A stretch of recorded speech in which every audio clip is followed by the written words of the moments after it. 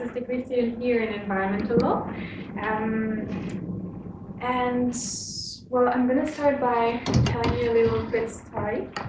When I was young, I was always hoping to receive letters in the mailbox. I was always hoping to just open it and find something that was addressed to me. But I was often disappointed, there was often nothing in the mailbox for me. And I asked my mom, why is nobody writing to me? And she just answered, well, did you write anybody? And I said no.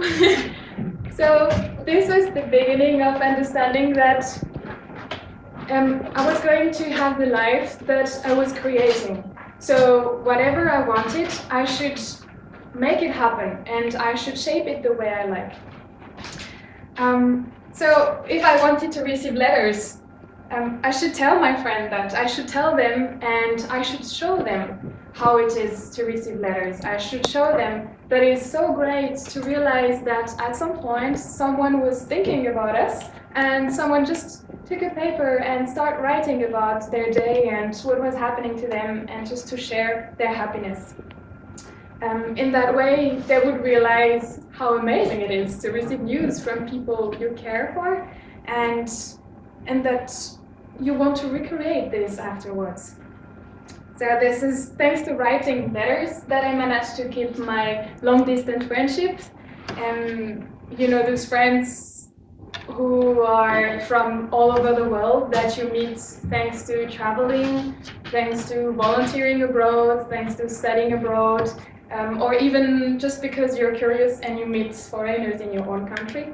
Those people that you might not see often, or you might be just separated after some time spent together because of different life paths. And then you just wonder, well, will this friendship stay in the past, just find a comfortable spot in my memory and I'll put it there to rest? Or could I be an active friend and try to keep in touch, even though it's not every day, every week, it can be sometimes some months. This will make a difference. So we still have to admit that it's quite difficult to keep in touch with people when we don't see them. Distance is a difficult variable in the equation of friendship. So my point is that why you wouldn't write.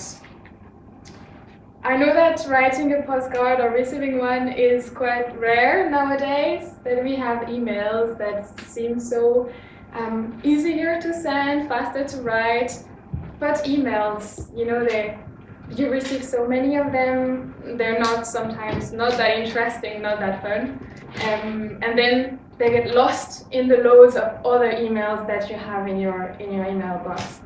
But when you receive a letter, you have so good feeling. First, you go home, and then you find a little envelope just addressed to you. This is such a privileged moment. Then you have this feeling of satisfaction when you just start reading these news from your friends, and who is you can figure in another country doing other things. You can just imagine them, and you feel this deep connection that you have. And in that way, by writing letters to your friends or when you receive some, you really feel a moment and share a moment with them, even though it's by telepathy. It's still important, and it reminds you what your friendship means. It reminds you that it's not lost forever in the past, and nothing is never lost. You just need to take the lead and start writing. So I think that writing letters is not an old-fashioned thing.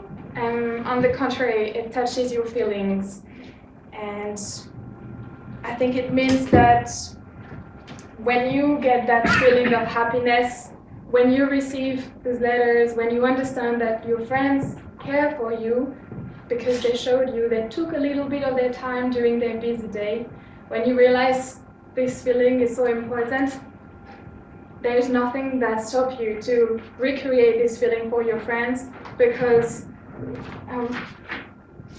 your friends are so important and they are so worth taking the time in your busy life, this is nothing. So I hope that you will keep in touch with your friends or family, even though they are abroad, even though you haven't talked with them for a while. It doesn't mean it's finished. It means it's just in a pause mode, but it's still alive.